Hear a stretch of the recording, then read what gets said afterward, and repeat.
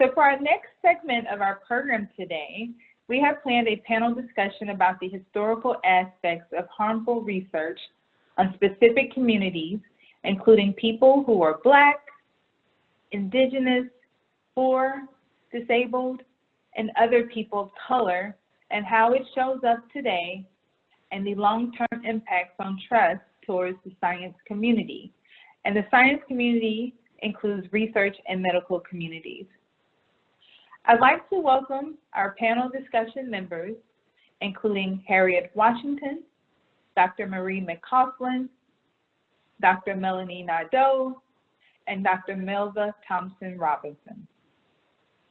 Dr. Melanie Nadeau is an enrolled citizen of the Turtle Mountain Band of Chippewa Indians in Belcourt, North Dakota. Dr. Nadeau is a community-engaged scholar and has worked more than 17 years on various research projects within the American Indian community. She has successfully engaged a multitude of tribal health stakeholders from across the nation and is dedicated to improving the health and well-being of Native communities. Dr. Nadeau also serves as Assistant Director and Assistant Professor for the Public Health Program at the University of North Dakota School of Medicine and Health Sciences. Dr. Marie Mccaughlin is a mother, scientist, and maternal health advocate. She survived a near-death experience with postpartum preeclampsia. In spite of the medical treatment she received at a local emergency room, and in large part due to reading an NPR ProPublica story about postpartum preeclampsia. Since then, she has worked to improve postpartum protocols in her local hospital system and worked towards reproductive justice. Marie was an invited speaker at the March for Moms in Washington, D.C. in 2017 and 2018, was a keynote speaker at the Champions for Change Summit in 2017, and gave a TEDx talk at Case Western Reserve University in 2019. She has one amazing son, Jeffrey, with her dedicated husband, Dr. Jeffrey McCausland.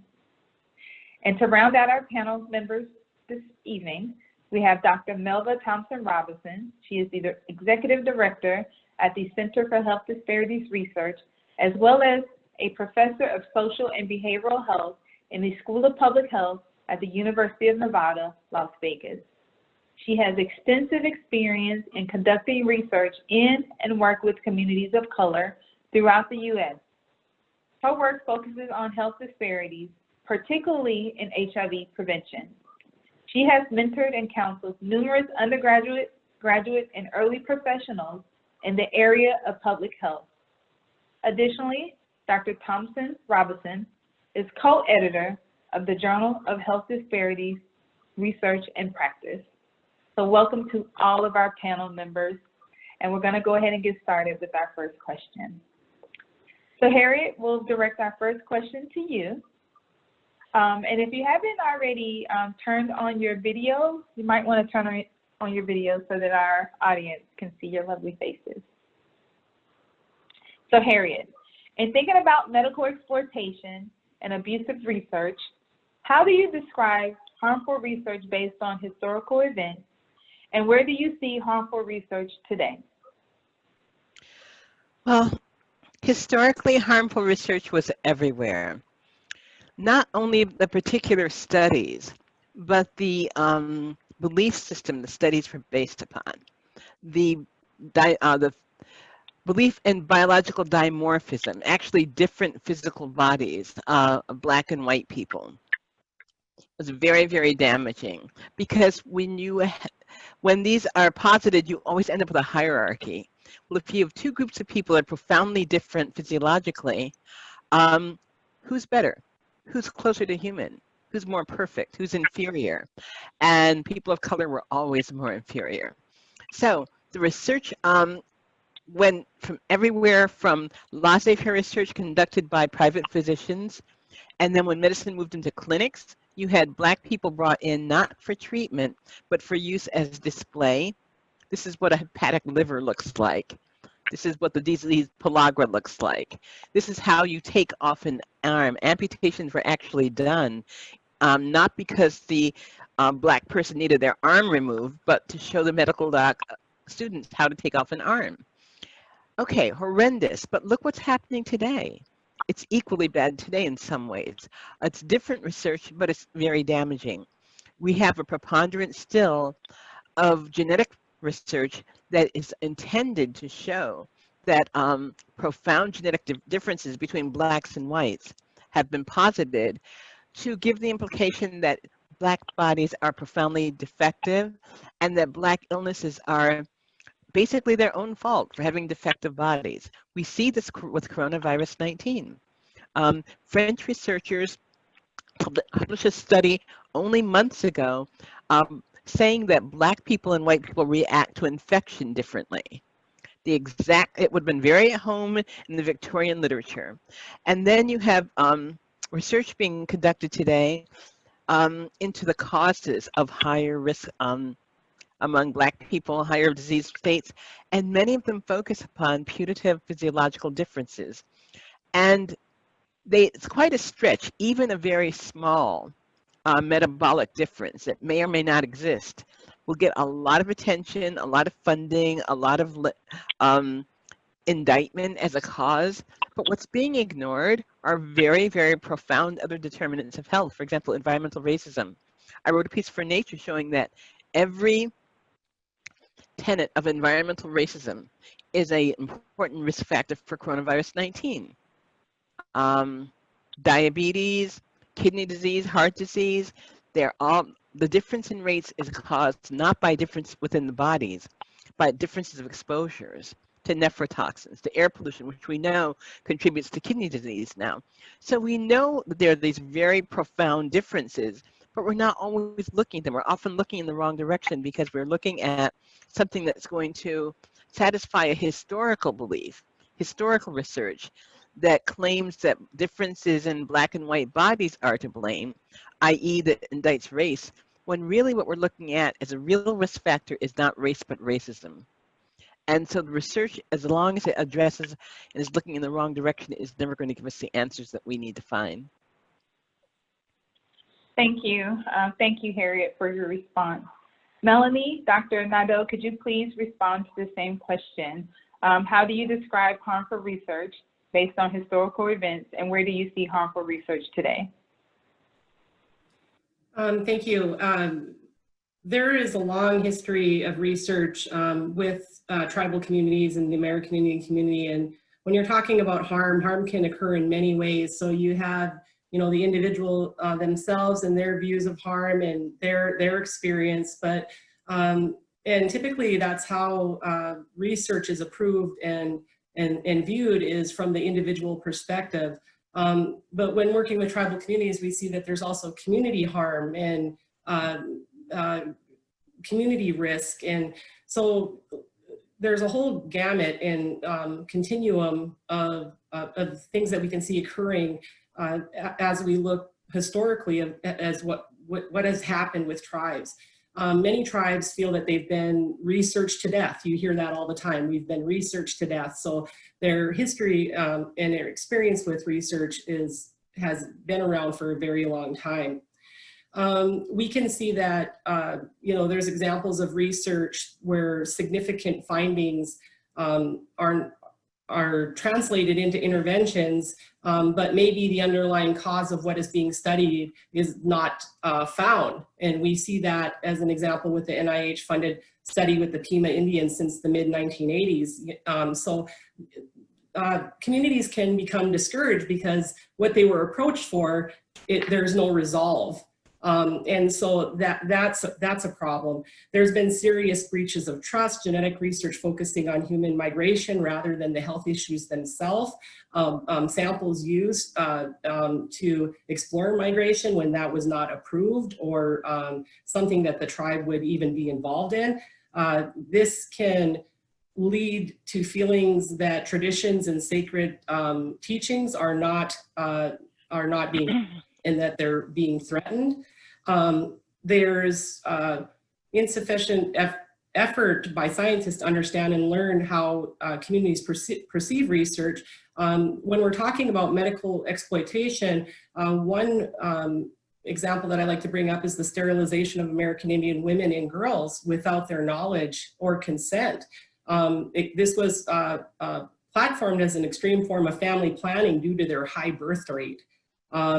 And it was done through tubal ligation, hysterectomies with the Federal Indian Health Service. Approximately 3,500 American Indian females between the ages of 14 and 44 received healthcare services in 4 of the 12 Indian Health Service regions. They were sterilized, and they estimate between 1973 and 1976. So these things, you know, it hasn't been that long that these things have occurred. We also see the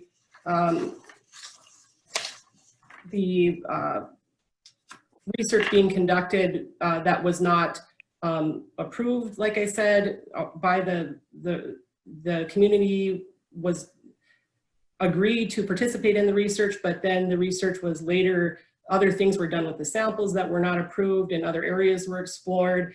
And it was not to the benefit of the community. So communities historically have not been part of the process, and that's where we're seeing a lot of the problem here. You know, maybe solicited for the research, but not engaged in part of the process. And we're still seeing these things occur today. And hopefully that will change in time. Thank you, Nadeau. Thank you very much. And we're going to turn to you, Dr. Thompson-Robinson, to respond to the question. How do you describe harmful research based on historical events? And where do you see harmful research today? So I'm going to take a slightly different perspective and talk more about kind of harmful research today. And I want to talk a little bit from the perspective of my Native American colleagues who talk about safari research, meaning that researchers, you know, come in and collect their research data like, you know, people go to Africa on safari and they get their pictures, they get their research, and then they go home, they publish, they do presentations, they make money, they do all of this stuff, and the community is left with nothing. And so I think that's a very significant concern in terms of harmful research that's being done, is a lot of the programs that are being developed, in a lot of cases, are being developed by people who aren't invested in communities. And so they're coming in, they're getting their information, and then they're leaving, and the community sees nothing in response. They see nothing as a result of what the research is that they've given. And so, you know, part of it is transitioning a little bit to a conversation I had last week. You know, part of the reason that this happens is because there are not people of color, people from these communities, if you're talking about disabled communities, LGBTQ communities, who are at these research institutions who are doing this research. So it makes it very hard for communities to have buy-in with people that don't look like them. So I think it's also very important that we start to look at who are the researchers, what's being done, not only to make sure that there are researchers there, but making sure that there's a pipeline of researchers who will not engage in some of this poor research and some of this traumatic research that's occurring. And so we've got to look at ways that we can build up our pipeline so that we have people of color, we have women, we have disabled, we have all different kinds of researchers who are looking at problems, because as of right now, historically, things have only been looked at one way, and that's a huge problem. Thank you, Dr. Thompson, for your response. I'm going to turn over to Dr. McCausland to also respond to the question. How do you describe harmful research, and where do you see it today? Yeah, so, I mean, there are so many examples that, you know, Harriet discussed, and it was actually in reading Medical Apartheid and its discussion on informed versus general consent in surgeries. So basically consent for using the leftover pieces from surgery to do research on them, that I realized that the samples I was using were not obtained with actual informed consent, but with general consent. And I began to question the practice and my own sort of complicity in it. And I really had thought, you know, I had thought they were obtained with informed consent, but I didn't realize what general consent was until I read Harriet's book. And because one of the things that I was doing was I was creating from colon tissue or gut tissue these organoids or mini guts, which basically can be cryogenically frozen and reanimated at a later date and basically live in relative perpetuity. And I realized this type of research, when done with only general consent or not fully informed consent, which is what is happening in a lot of cases across this nation, is it's perpetuating the same harm that was done to Henrietta Lacks and the harm that was done to her family. And researchers are profiting off of making these banks that they're making. And, you know, I really think we need some new ethical standards and building back up informed consent. As Harriet Washington was talking about, it's really been eroded. And we need to, because this technique of making these organoids, you can even make, you know, brain tissue out of skin cells. And, you know, people are talking about whether or not they're sentient. You know, so I really think we need to be thinking, as our science is advancing and techniques are advancing, before it becomes more generally accessible and easy to do, we need to really give ethical standards for this, because if it's not being done properly now, it's only going to become worse. And so, you know, when I was, again, as I was reading this question, I was brought back to, you know, that is one of the main sort of ethical, harmful research questions that I see today. Thank you, Dr. McCausland, for your response. For our next question, we're going to start with you, Dr. Nadeau. Why do you think the Tuskegee syphilis study is often cited as a reason to be wary or apprehensive about participating in biomedical research or even seeking care, when there are other examples of horrific and barbaric research, specifically research done to women or people capable of giving birth, that are not mentioned regularly enough? Why are these stories not mainstream? That's a great question, and I think there's numerous reasons for that. In looking at an article titled "No Meaningful Apology for American Indian Unethical Research Abuses" by Felicia Sanchez-Hodge, you know, she explored the literature, and she said literature citations indicate that significant unethical research and medical care incidents occurred before and after the Tuskegee syphilis study among American Indians, Alaska Natives. And so there's this long history, but when I was thinking about this, I thought to myself, well, American Indians are the smallest population in the United States, and you know, so therefore it's like we really don't have that loud of a voice in comparison to the whole population. And when that occurs, you raise awareness of these other research occurrences in other ways.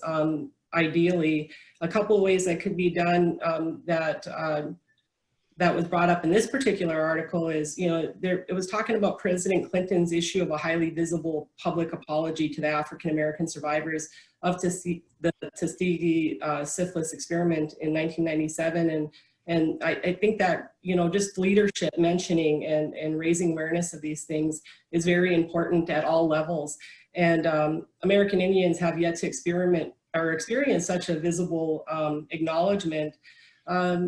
Thinking more at the institutional level, we see that our institutional trainings around the ethical and responsible conduct of research with the IRBs.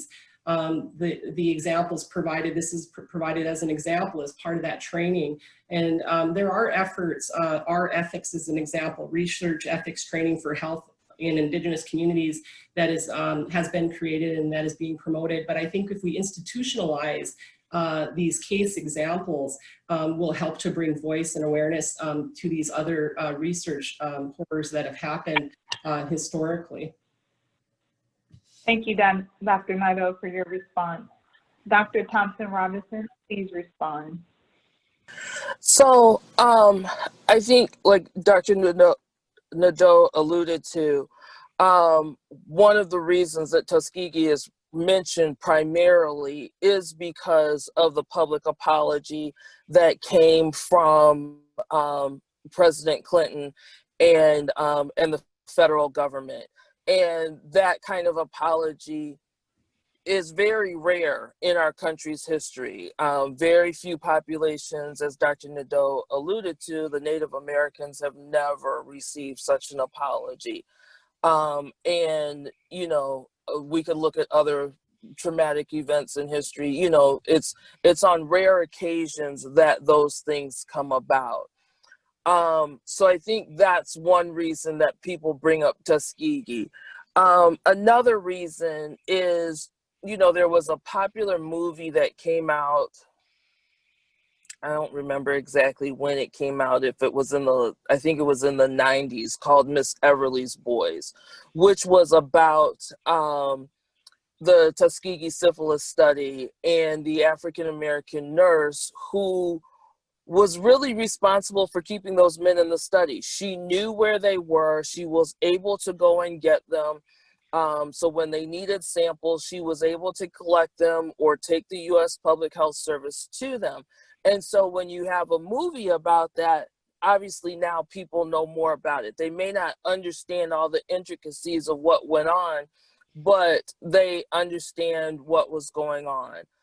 And I think a challenge with, you know, other stories, whether it's, we're talking about the Mississippi appendectomy, which was hysterectomies that were done to African-American women, or any of these other stories, is that, one, let's be honest, people that experience these things were traumatized. And so there's not always a desire to talk about them. And there may not even be an understanding, like, you know, it was wrong, but you don't know why it was wrong. It just it didn't feel right. So I think that's one part of it. But I think the flip side of all of this too is, you know, whoever holds the pen writes the history. So again, going back to, if we don't have diverse newsrooms, for example, if we don't have diverse faculty who are studying these things, if we don't have other diverse leaders, then some of these stories get kind of embedded and piled on so that they don't come up to the top. And so this diversity of our public health research workforce is going to be important in ensuring that these things don't happen. But the other piece of it is too, you know, in thinking about other stories. So, you know, we talk about Dr. Marion Sims from South Carolina, who is credited as being the father of gynecology. However, what, you know, the ones who had the pen and were writing the stories, what they didn't tell, and is now coming out, is that, well, yes, he was the first in doing gynecological research and understanding gynecological surgeries. He was also doing those with slave women and without anesthesia. Okay, going back again to, you know, some of the racial fallacies that people have. And there's a push from some to get his memories taken away, in terms of, we're not going to celebrate him anymore because of what he did. However, at the same time, there's also this desire, but he did do, you know, a lot for gynecological research and gynecological surgeries. And so, you know, if you are along the lines of whoever has the pen has the power and controls the story, it continues to make it more important why these people need, you know, why we need diversity in these positions, so that people will pick up on these other stories and be able to talk about them and what's going on. And I would argue that in the selected communities, whether it's the African American community, whether it's the Native American community, etc., people are aware of these stories. They just haven't been mainstream because of that lack of diversity that's out there. And so it needs to happen. I haven't been able to read more about what has happened with the African American nurse that came out and spoke about the hysterectomies that were being done to women that were in the care of ICE. But I think it's going to be worth watching that if we can get any more information on it, because, you know, technically she falls under whistleblower protections, and so she should be aware, you know, covered under that. However, with social media, people are very easy to attack. So I think, you know, we've got to ensure that we've got diversity, and we've got to be sure that we're writing the stories that need to be told. Yes, thank you. Thank you, Dr. Thompson-Robinson, for your response. Dr. McCausland, please respond. Yes, so I think Tuskegee is used an example because it feels both long ago and recent. So, you know, those in power who decide what research can and can't be done can say, look, we stopped this trial, which was clearly unethical, and implemented all these new procedures and safeguard research subjects, so everything's ethical now. When the reality couldn't be further from the truth. And there's been so much harm perpetuated by scientists and researchers in the medical community. I think it's strategic to always point to this one instance. And I have to say, I've heard instances where the fact that James Marion Sims experimented on enslaved women and therefore shouldn't be venerated has been brought up in medical school courses by their students, and only for those students to get scathing emails later that he's the father of gynecology and we must respect his contributions. And so the administrators don't want to hear about it or teach that. So I think it has to be, you know, in order for things to happen, the administrators have to be the one to change. Thank you. Thank you, Dr. McCausland. Harriet, please respond to this question. Oh, I'm only too happy to. This is actually a concern of mine, because the elevation of Tuskegee is strategic. It's intentional. When I have spent a lot of time among people who do history of medicine, and I've always been struck on, when I was in Germany, I would go to a medical library and there would be walls and walls filled with books, volumes, accounts of various peoples who had been abused in the medical research system.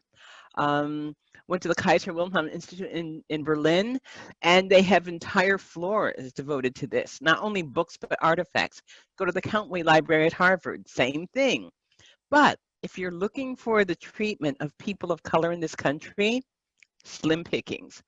Mine is still the only comprehensive social history of medical research with African American. It was published 12 years ago. Very few books, very little treatment. All that means that most people, including researchers, including people in history of medicine, don't know about the other studies. And that elision from the canon is intentional. We know in great detail about the maltreatment of people who are valued by the people who write history of medicine. And the history of medicine has been carefully curated to exclude Native Americans, African Americans, Hispanic Americans to a large extent. I wrote this book not by reading other books, by looking at original writings from the time, by looking at medical journals that were published 2 centuries ago. That's where I found the information. So it's intentional. And why would it be intentional? The fact is that Tuskegee, although it lasted 40 years, the longest recorded abuse of medical research in Western history, it was relatively mild. I'm not saying it was ethical. I'm not saying it was right. I'm not saying it resulted in people's illness and death. It did, and that's horrible. But when you compare it to other things that happened in this country, it's relatively mild. At the same time the study was being conducted, you had people with malaria being killed outright.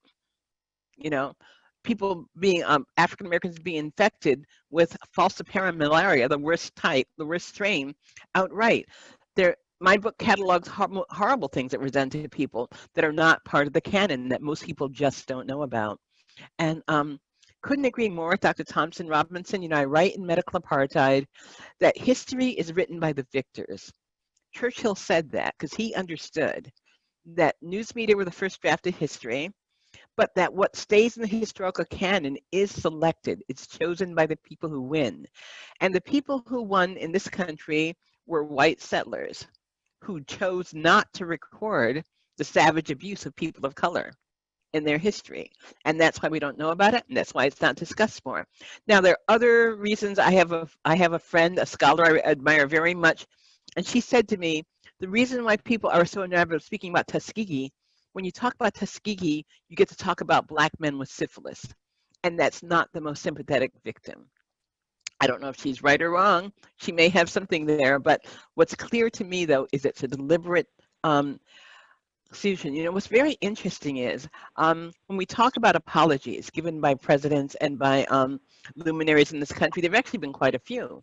The Atomic Energy Commission apologized for injecting Americans with plutonium, for example, and burning their skins with radiation experiments. We had apologies by the AMA to the nation's Black doctors. I'm happy to say they based that apology on an article that I co-wrote for JAMA, detailing that abuse. So we've had a lot of apologies, but frankly, apologies do not impress me a lot, because what's really important is what that apology, how they bear fruit, what happens in the aftermath of the apology. A few years ago, I went to Australia and gave a talk to the nation's medical students there. Their focus, the whole week they devoted to not apologies, but atonement. They wanted to atone to the Indigenous people of Australia for their horrendous treatment, not only by the nation's politicians and leaders, but by the medical establishment. And so I thought to myself, why does atonement sound so much better than apology? And I realized that atonement has a quality apology does not.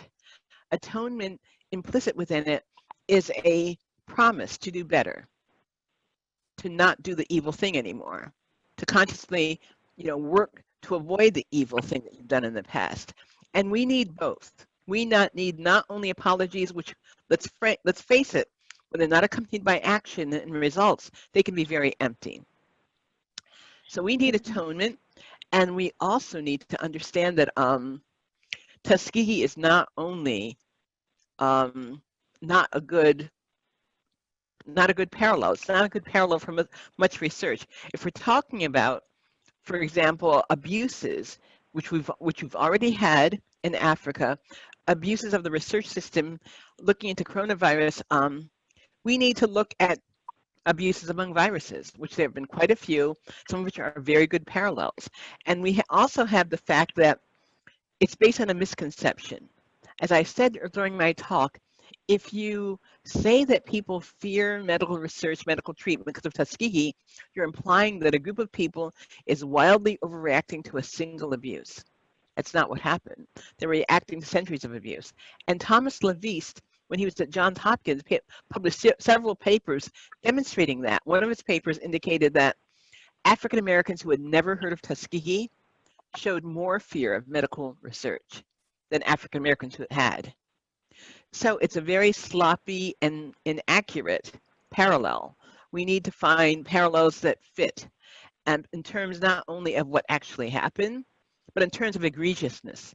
So I think it's really inherent upon us to, the only way we're going to be able to do that is expand people's knowledge base, People know a great deal about the abuses during the Holocaust, and we should. We should never forget, because it was inexcusable, it was inhuman, it must never be repeated. But I say the same thing is true for the abuse of people of color on American soil. People should know about it. It needs to be part of the canon. Thank you. Thank you so much for that very thorough response, Harriet. And just due to time, so I'm going to ask one final question and ask that you all sort of in your response make it sort of a very brief response. Given everything that's been said today, I mean, there's just been a lot of discussion, a lot of sort of framing the issue and providing historical context and just sort of giving us more information to understand what those structural forces are that contribute to the inequities that we see today. What can the science community do to build or repair trust? How does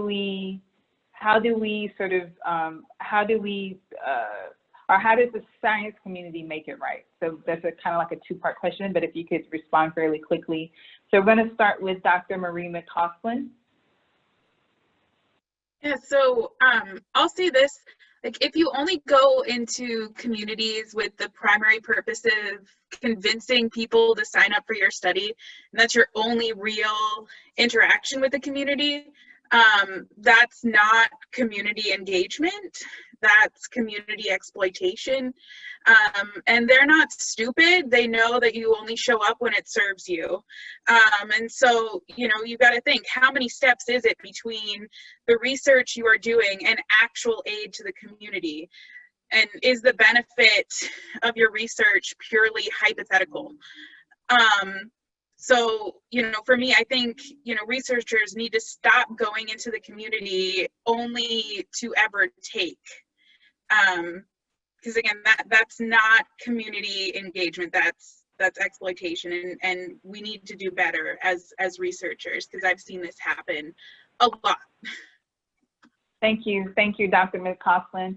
Dr. Nadeau, could you please respond quickly? Yeah, I just have a list of things here, but I do. It's important to acknowledge the past history of what's happened. Researchers really just need to take the time to understand and learn that past history, become familiar with the community that they're working with, their cultural beliefs, their values, become familiar with the tribe, the institutions and programs, research approval process. That's going to look very different at the community level than it does at the university IRB level. Make time to honor the engagement process with the stakeholders. Ask for permission before you submit a grant.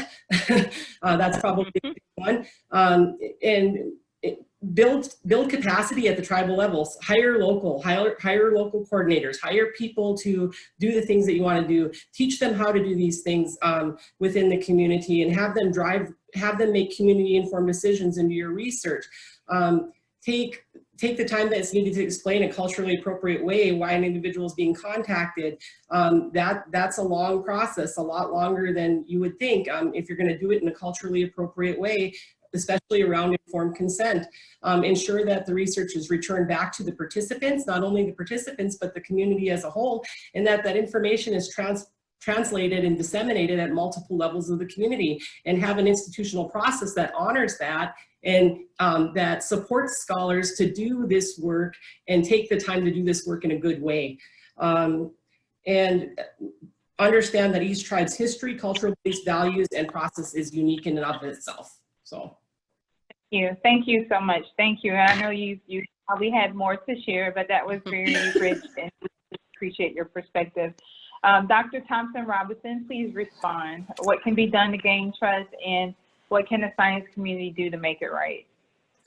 So I think as one of the things I've kind of harped on, it's the whole diversity of the research staff, from the people who are conceptualizing the research all the way down to the people who are actually working in the field in terms of the research. I would also, along with that, have the voices of the community included in the research. So whether that's advisory boards, or it's really spending time getting to know people before you actually propose a research project. With that, I would say, you know, again, that whole getting people involved, but not just involved because we want your information. I want to be able to publish this. I think this idea is really sexy, but really because I want to make a difference in the community. And so one of the things that becomes important is not only do we do the research, but we have to figure out a way to translate it back to the community so that our community participants are really viewed as partners. They're viewed as having some ownership in what it is that we're doing, and they can, you know, feel like they're on some level equal ground because they have a knowledge that us as researchers don't have, and we have a knowledge as researchers that they don't have. So none of us know it all. We need to put it together and work together as partners. But I think having that involvement and then translating what we're finding in research back into the community so that they're getting some benefit from it more than just a gift card or a t-shirt. Thank you. Thank you so much for that response. And Harriet, we're going to turn it over to you just for one final response before we close out. I will be succinct. I have an entire chapter outlining it in Medical Apartheid. So if you want to know what I think, that's a place to read for it. But in short, we need to repeal the Bayh-Dole Act, which I describe in the book. We need to stop allowing exceptions to informed consent. Informed consent should be a consistent feature of medical research. We need to change the institutional research boards, the IRBs, change their composition from being all researchers and one community person to being half community people and half researchers. And we need to also ban for-profit IRBs. We shouldn't allow people to make money on the process of overseeing research. Everything that people have suggested is excellent, and I would only add to that that it's really important to change the medical pipeline as well. Right now, exclusion, it's kept exclusive by applying tests that do not have demonstrated connection to clinical ability.